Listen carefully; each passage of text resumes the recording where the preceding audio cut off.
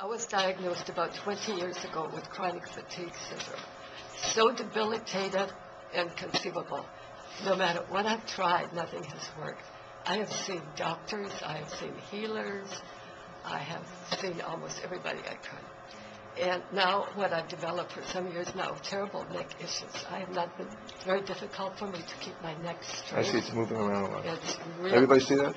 yeah, it's a major problem for me.